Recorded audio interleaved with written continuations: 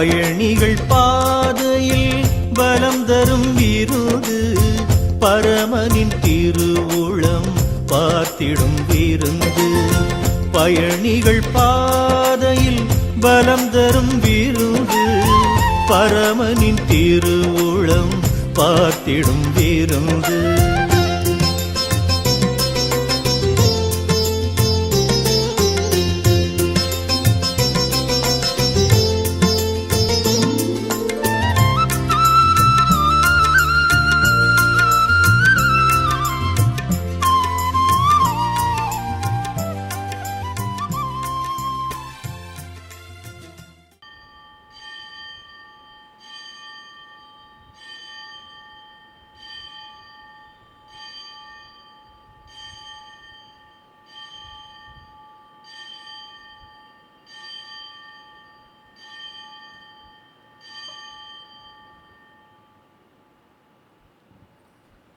பிதா குமாரன் பரிசுத்தாவின் நாமத்தினாலே ஆமேன். இந்த காலை தியானத்திற்கு வந்திருக்கிற உங்கள் அனைவரையும் திரியேக கடவுளின் திருப்பெயரில் அன்புடன் வாழ்த்துகிறோம், வரவேற்கிறோம். இந்த நாளின் வாக்குத்தத்த வசனமாக சங்கீதம் 28:7 கர்த்தர் என் பலனும் என் கேடகமாயிருக்கிறார், என் இருதயம் அவரை நம்பி இருந்தது, நான் சகாயம் பெற்றேன், ஆகையால் என் இருதயம் களி கூறுகிறது, என் பாட்டினால் அவரை துதிப்பேன். கர்த்தர் அவருடைய பலன், அவரே தாம் அபிஷேகம் என்னவனுக்கு இரட்சணிய அரணானவர். தேவரீர் உமது ஜனத்தை ரட்சித்து உமது சுதந்திரத்தை ஆசிர்வதியும், அவர்களை போஷித்து அவர்களை என்னென்னைக்கும் உயர்த்தி அருளும். கண்களை மூடி ஆண்டவரை நோக்கி செபிப்போம். எங்கள் பலனும் எங்கள் கேடகமாயிருக்கிற எங்கள் பரலோக தகப்பனே, கடவுள் எங்கள் ஒவ்வொருடைய வாழ்விலே பாராட்டியிருக்கிற உம்முடைய கிருபைக்காக சகாயத்துக்காக நன்றி சொல்லுகின்றோம். கர்த்தர் ஆண்டவரே, எங்களுக்கு பலன் குன்றுகிற பொழுதெல்லாம் உம்முடைய பலனினால் எங்களை இடைக்கட்டி பாதுகாத்து வருகிறீர், நன்றி சொல்லுகிறோம். கடவுள் செய்த நன்மைகளை நாங்கள் துதிக்கவும் தோத்தரிக்கவும் அழைக்கப்பட்டிருக்கிறோம். ஆண்டவரே, இந்த நாளின் தியானத்திற்காக நன்றி சொல்லுகிறோம். துவக்கு முதல் முடிவு வரை உம்முடைய பேரருள் எங்களோடு இருந்து வழி நடத்துவதாக. உம்முடைய நாமம் உயர்த்தப்படட்டும். இயேசு கிறிஸ்து நாமத்தில் ஜெபிக்கிறோம் பிதாவே, ஆமேன்.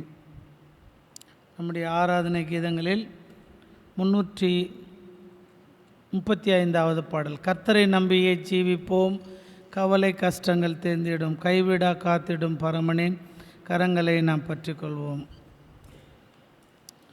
கர்த்தரை நம்பியே ஜீவிப்போம், கவலை கஷ்டங்கள் தீர்ந்திடும், கைவிடா காத்திடும் பரமனின் கரங்களை நாம் பற்றி கொள்வோம். கைவிடா காத்திடும் பரமனின் கரங்களை நாம் பற்றி கொள்வோம். ஜீவதேவன் பின் செல்லுவோம், ஜீவ ஒளிதனை கண்டடைவோம். ஜீவதேவன் பின் செல்லுவோம், ஜீவ ஒளிதனை கண்டடைவோம். மனதின் காரிரு நீங்கிடவே மாசமாதானம் தங்கும். மனதின் காரிருள் நீங்கிடவே மாசமாதானம் தங்கும்.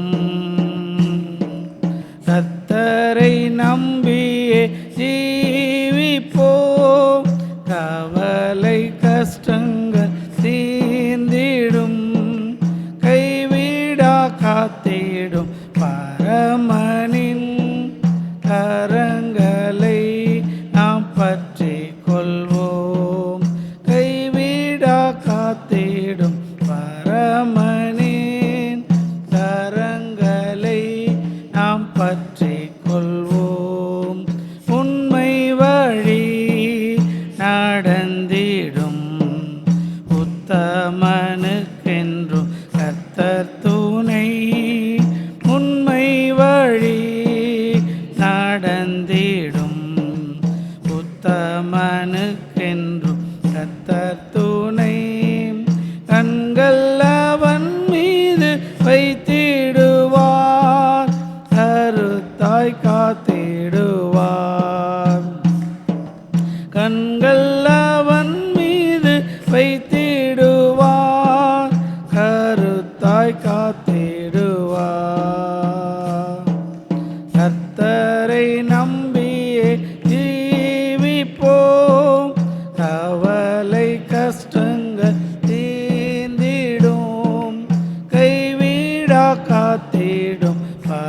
பரமனின் கரங்களை நாம் பற்றி கொள்வோம்.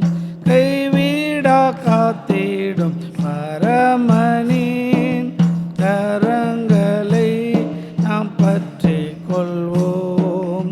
உள்ளமதின் பாரங்களை ஊக்கமாய் கர்த்தரிடம் சொல்லுவோம். உள்ளமதே பாரங்களை ஊக்கமாய் கர்த்தரிடம் சொல்லுவோம். இக்கட்டு நேரத்தில் கூப்பிடுவோம். இயேசு வந்தாதரிப்பார். இக்கட்டு நேரத்தில் கூப்பிடுவோம். இயேசு வந்தாதரிப்பார். கர்த்தரை நம்பியே ஜீவிப்போம். கவலை கஷ்டங்கள் தீர்ந்திடும். கைவிடா காத்திடும் பரமனின் கரங்களை நாம் பற்றி கொள்வோம்.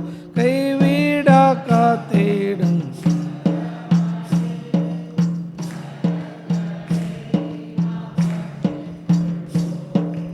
அன்பு மிகும் அன்னலிவர் அருமை இயேசுவை நெருங்குவோம்.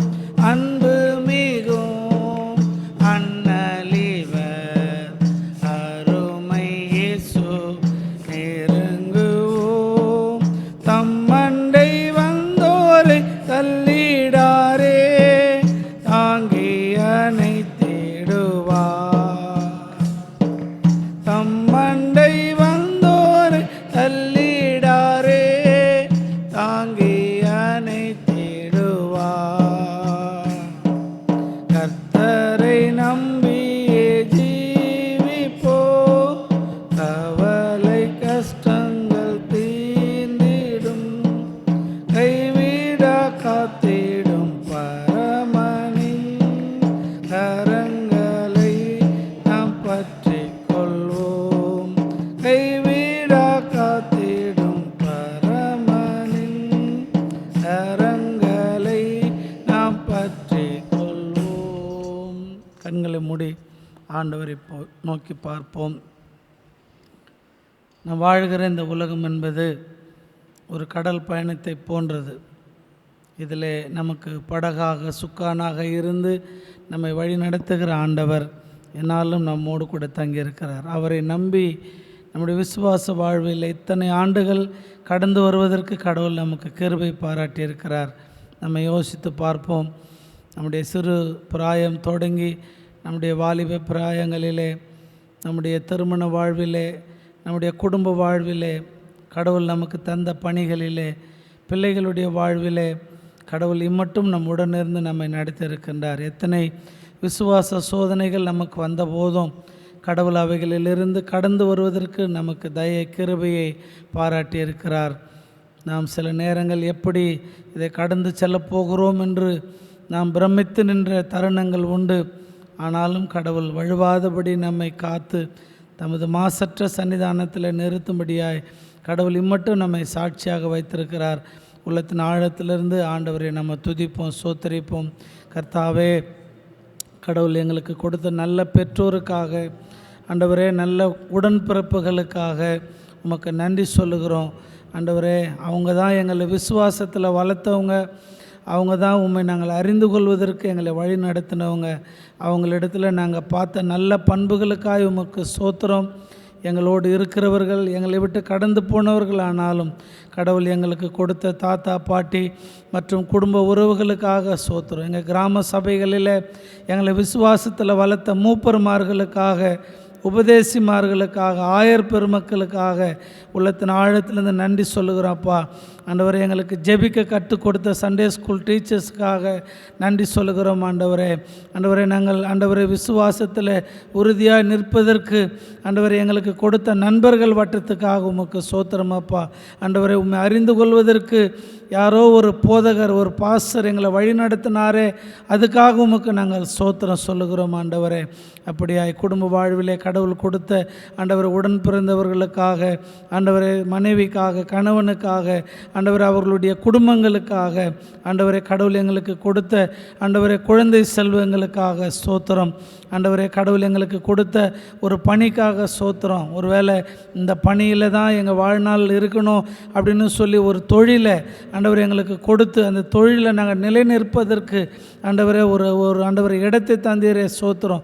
ஒரு ஆஃபீஸை தந்தீரே ஸ்தோத்திரம். அந்த ஆஃபீஸில் இருக்கிற மேனேஜர், பணியாற்றுகிற ஆண்டவரை அனைத்து ஸ்டாஃபுக்காக ஸ்தோத்திரம். எங்கள் வாழ்க்கையிலே அந்த வட்டத்தோடு ஆண்டவரை நாங்கள் பயணித்து வரும்பொழுது ஆண்டவரை அதில் ஏற்படுகிற எல்லா இடர்பாடுகளிலே கடவுள் எங்களை பாதுகாத்து வழிநடத்தினரே உமக்கு ஸ்தோத்திரம். கடவுள் எங்களுக்கு கொடுத்த திருச்சபைக்காய் ஸ்தோத்திரம். இந்த திருச்சபையிலே உறுப்பினராக, அங்கத்தினராக ஆண்டவரை கடவுள் கொடுத்த எல்லா உறவுகளுக்காக உமக்கு ஸ்தோத்திரம் ஸ்தோத்திரம் ஸ்தோத்திரம் ஸ்தோத்திரம் அப்பா. இப்படி கடவுள் எங்கள் வாழ்வில் கொடுத்த என் நிறைந்த நன்மைகளுக்காக நாங்கள் உமக்கு நன்றி சொல்லுகிறோம். ஸ்தோத்திரம். நாம் இந்த நேரத்தில் கூட நாம் சார்ந்திருக்கிற தென்னிந்திய திருச்சபைக்காக நாம் ஜெபிக்க போகிறோம்.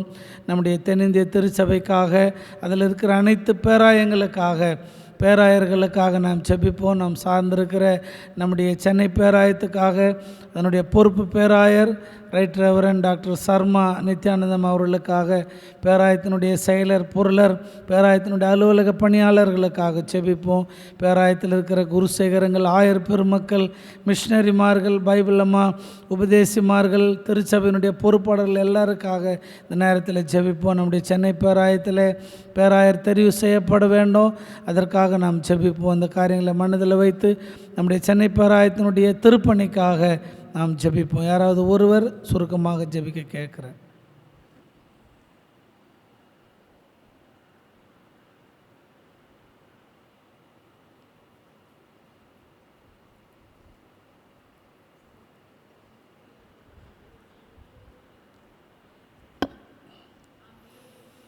ஸ்தோத்திரம் ஸ்தோத்திரம். இணைந்து ஜெபிப்போம். ஸ்தோத்திரம் ஸ்தோத்திரம் ஸ்தோத்திரம்.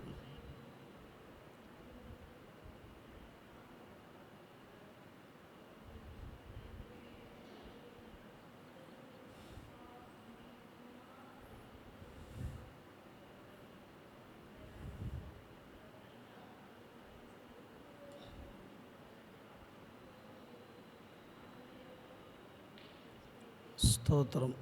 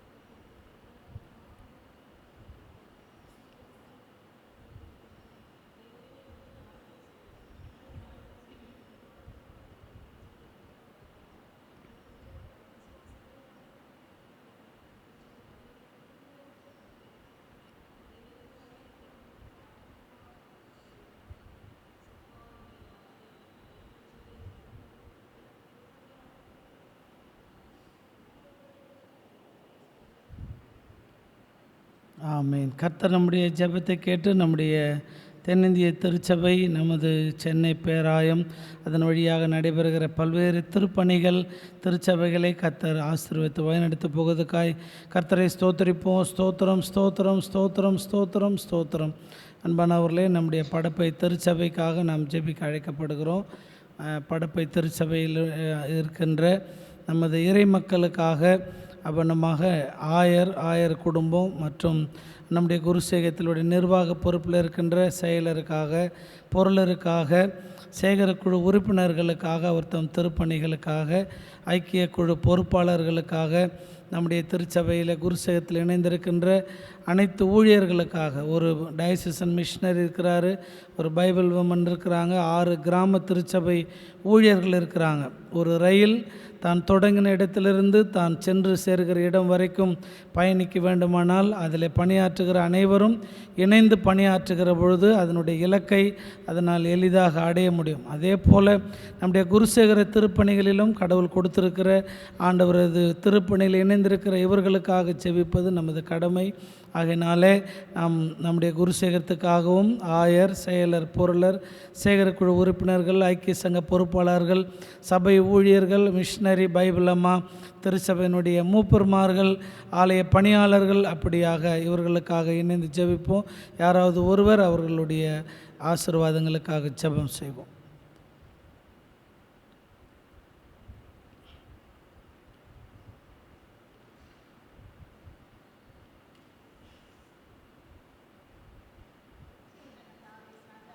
ஸ்தோத்திரம். இணைந்து ஜெபிப்போம். ஸ்தோத்திரம், ஸ்தோத்திரம்.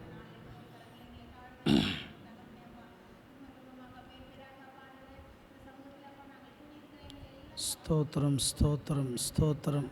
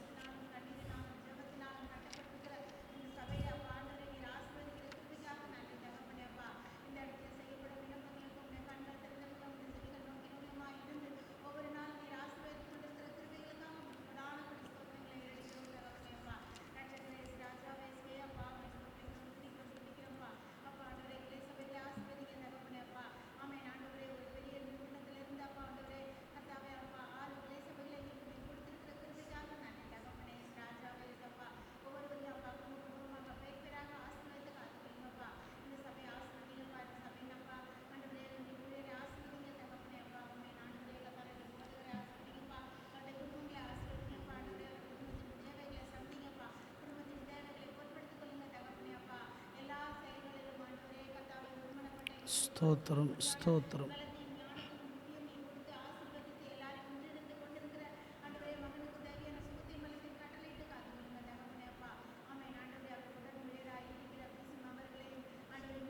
ஸ்தோத்திரம்.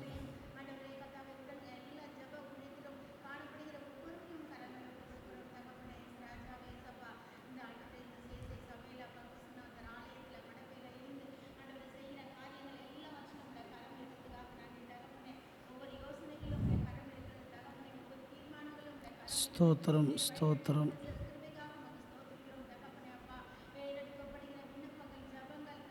ஸ்தோத்திரம், ஸ்தோத்திரம்.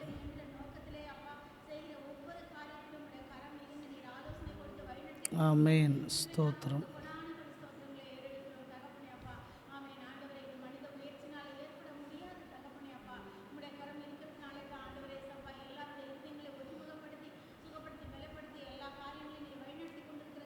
ஸ்தோத்திரம், ஸ்தோத்திரம்.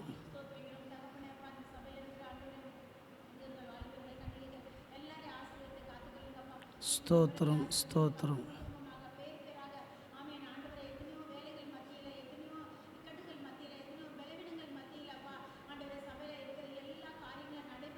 ஸ்தோத்திரம், ஸ்தோத்திரம்.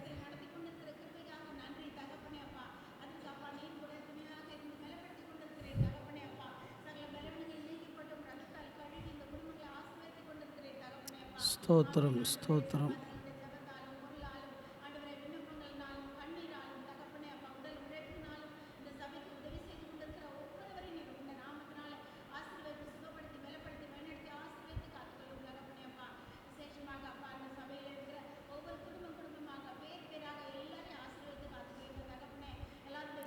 ஸ்தோத்திரம்.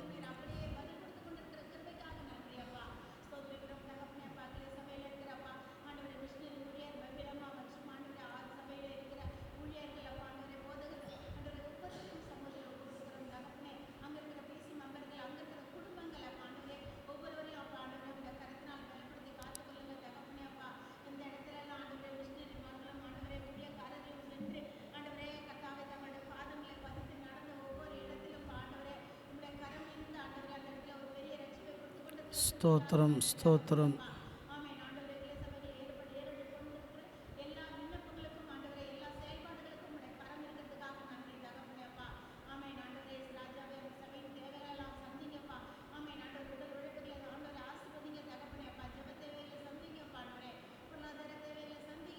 ஸ்தோத்திரம் ஸ்தோத்திரம்.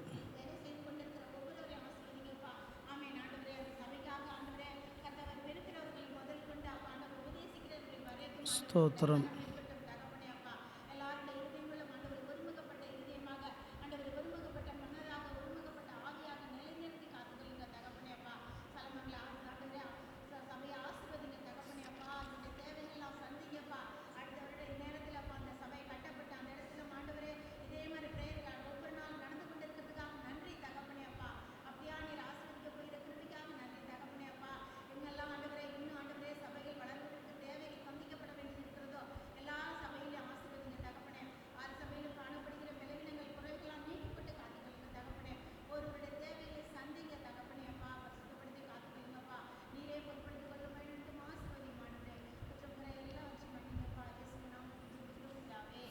ஆமேன். கர்த்தர் நம்முடைய ஜெபத்தை கேட்டு நம்முடைய குருசேகர திருப்பணிகள் பணியாற்றுகிற கடவுளுடைய அடியவர்கள் ஒவ்வொருடைய வாழ்வையும் கடவுள் பொறுப்பெடுத்து வழிநடத்த போகிறதுக்காய் கர்த்தரை நம்ம ஸ்தோத்தரிப்போம். ஸ்தோத்திரம் ஸ்தோத்திரம் ஸ்தோத்திரம் ஸ்தோத்திரம். சத்துரு தலை கவிழ்ந்தோட நித்தமும் கிரியை செய்திடும். சத்துரு தலை கவிழ்ந்தோட நித்தமும் கிரியை செய்திடும். எனதுள்ளம் ஊற்றி ஜெபித்தே இயேசுவே உம்மை அண்டிடுவேன். எனதுள்ளம் ஊற்றி ஜெபித்தே இயேசுவே உம்மை அண்டிடுவேன். திருப்பாதம் நம்பி வந்தேன் கிருபை நிறை இயேசுவே. தமதன்பை கண்டடைந்தேன் தேவ சமூகத்திலே. உட்காருவோம். மத்தேயு 5ஆம் அத்தியாயம் 44ஆம் வசனம்.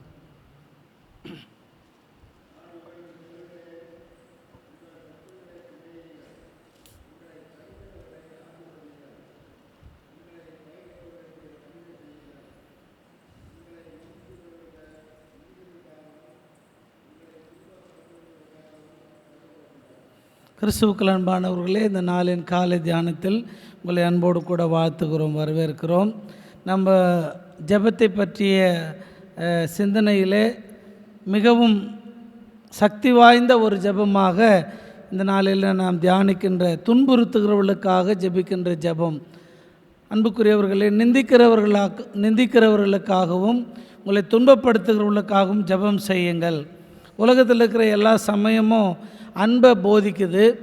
ஆனால் அந்த சமயங்களை எல்லாம் கடந்து அதுக்கு மேலே ஒரு படி உங்களுடைய பகைவரை நேசிக்க வேண்டும், அவர்களுக்காக ஜெபிக்க வேண்டும் என்கிற உயரிய ஒரு பண்பை கிறிஸ்துவ மதம்தான் நமக்கு கற்றுத்தருகின்றது. அன்புக்குரியவர்களே, ஒருவேளை இதை வாசிக்கிறதுக்கு லகுவாக இருக்கலாம், ஆனால் அதன்படி வாழ்வது என்பது சுலபமான ஒரு காரியமா என்பதை நான் உங்களுடைய கருத்திலே விட்டு விடுகிறேன்.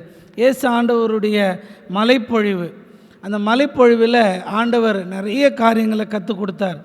அதாவது மலைப்பொழிவுகள் என்பது நம்ம வியப்பில் ஆழ்த்தக்கூடிய அநேக காரியங்கள் இருக்கிறது, எச்சரிக்கின்ற காரியங்கள் இருக்கிறது, நம்மை கண்டித்து உணர்த்துகின்ற காரியங்கள் இருக்கின்றன, நம்மை திகைக்க வைக்கின்ற போதனைகள் இருக்கின்றன.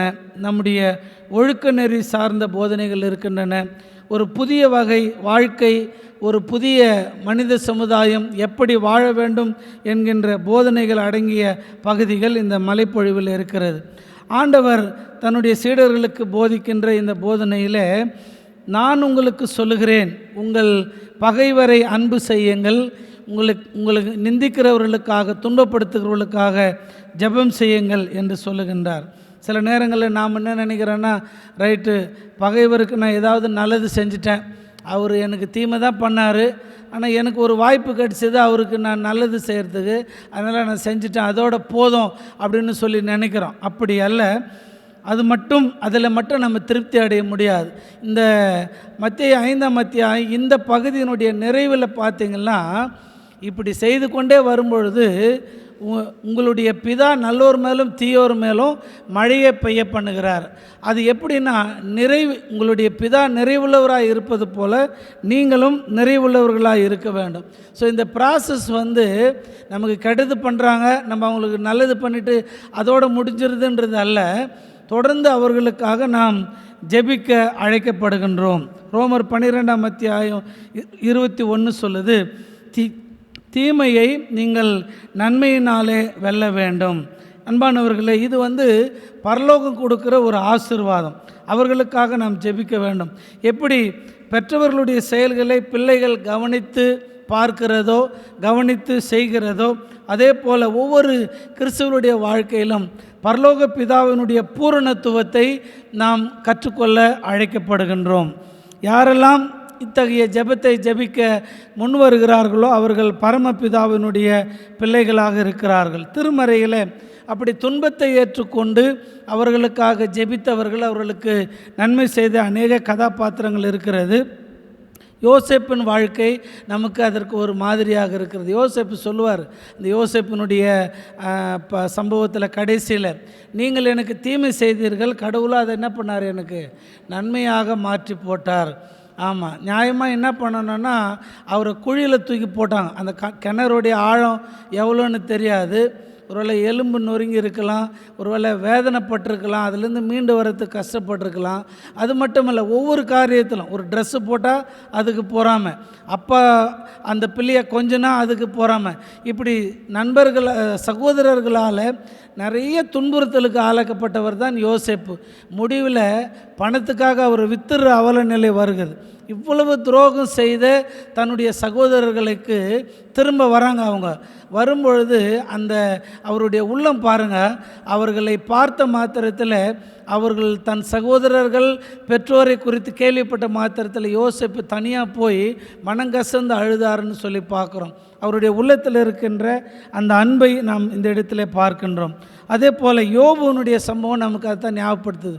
யோபுனுடைய சிநேகிதர்கள் நல்லா இருக்கும்போது தான் கட்டாய நண்பர்கள் வந்திருப்பாங்க, உண்டு குடித்திருப்பார்கள், விருந்தில் இருந்திருப்பாங்க, நிறைய காரியங்களை யோபுவோடு அவங்க டைம் ஸ்பெண்ட் பண்ணியிருப்பாங்க. இப்போது அவர் நொந்து போய் உட்காந்துருக்கிறாரு.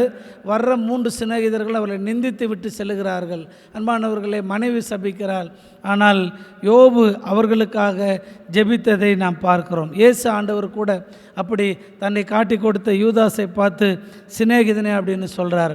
அன்னை தெரேசா ஒரு முறை தான் நடத்தி கொண்டிருந்த சேரிட்டி ட்ரஸ்ட்டுக்காக ஃபண்ட் ரைஸ் பண்ணுறதுக்கு போனாங்களாம். போய் ஒரு பெரிய செல்வந்தர் வீட்டில் நிற்கிறாங்க. அவர் அந்த அம்மாவை பார்த்த உடனே கோபம். ஒன்று, அவர் பிற சமயத்தவர். ரெண்டாவது, அந்த அம்மா கேட்ட அந்த நன்கொடை கேட்ட உடனே அந்த அம்மா அவர் காரி உமிழ்ந்துட்டாங்க.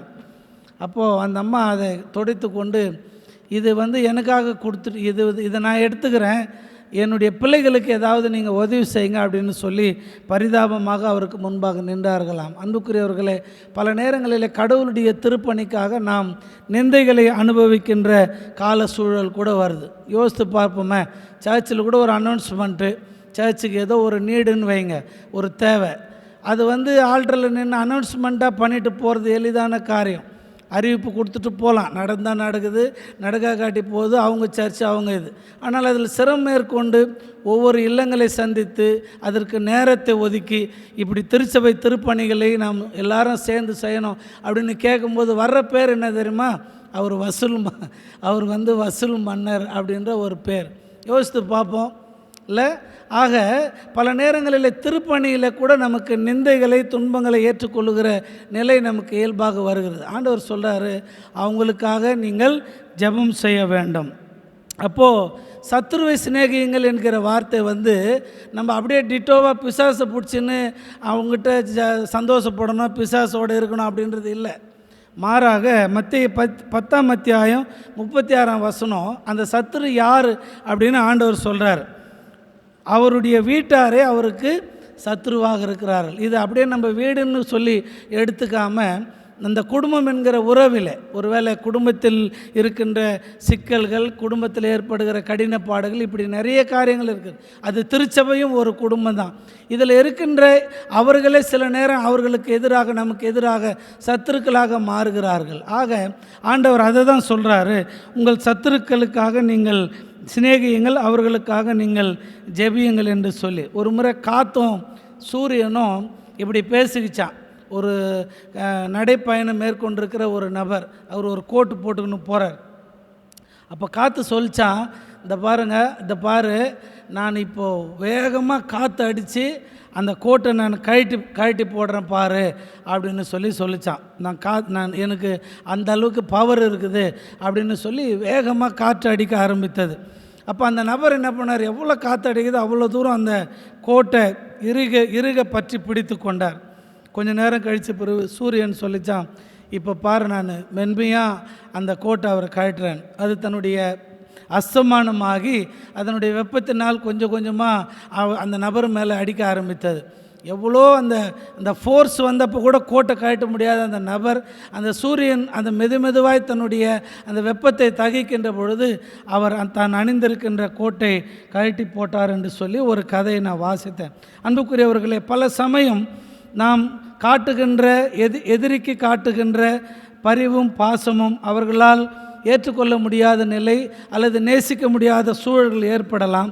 அதை குறித்து நாம் கவலைப்பட வேண்டாம். பரமபிதாவின் பிள்ளைகளாக இருக்கின்ற பொழுது நாம் செய்கின்ற பணிகளை தொடர்ந்து கடவுளுக்காக நீங்களும் நானும் செய்ய அழைக்கப்படுகிறோம். பைபிளில் எளிதான காரியம் அல்ல, கடினமான காரியம் என்று சொல்லி பல இருக்கிறது. ஆண்டவர் இதை செய்யுங்க, நான் உங்களுக்கு சொல்லுகிறேன் அப்படின்னு சொல்கிற காரியம் சிலது எளிதான காரியமாக இல்லாமல் இருக்கலாம். ஆனால் அதை சொல்லுகிறவர் ஆண்டவர். யாரும் செய்ய முடியாத ஒரு காரியத்தை ஆண்டவர் என்ன பண்ணலை, சொல்ல முடியாது. கடவுளால் செய்ய முடிந்தது, அவர் அதை செய்திருக்கிறார். நாம் கடவுளை நம்புகிறோமா, நம்ம உலகத்தை நம்புகிறோமா? சில நேரம் உலகம் சொல்கிற காரியம் என்னென்னா, அடித்தா நீ திருப்பி அடி, உன்னை பழி வாங்கினாங்களா அவங்கள பழி வாங்கணும். அதுதான் உலகம் கற்றுக் கொடுக்கின்ற போதனையாக இருக்கிறது.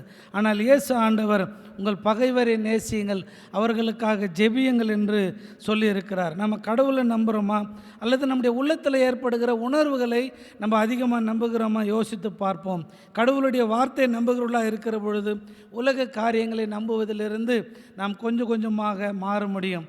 இப்படி சொன்ன ஆண்டவர் தான் லூக்கா 23ஆம் அத்தியாயம் 34ஆம் வசனத்தில் தன்னை நிந்தித்தவர்கள் துன்புறுத்தியவர்களுக்காக பிதாவே இவர்களை மன்னியும் என்று சொல்லி கடவுளை நோக்கி இறைவேண்டல் செய்கிறதை பார்க்கிறோம்.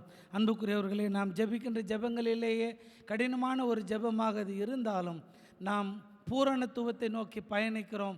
நம்முடைய பரமபிதா நிறைவுள்ளவராக இருக்கிறார். அந்த நிறைவை நோக்கிய பயணத்தில் இப்படியும் ஜெபிக்க நாம் அழைக்கப்படுகிறோம். கடவுள் இந்த நாள் முழுவதும் இந்த சிந்தனை வழி நம்மை வழி நடத்தி காப்பாராக. ஆமென்.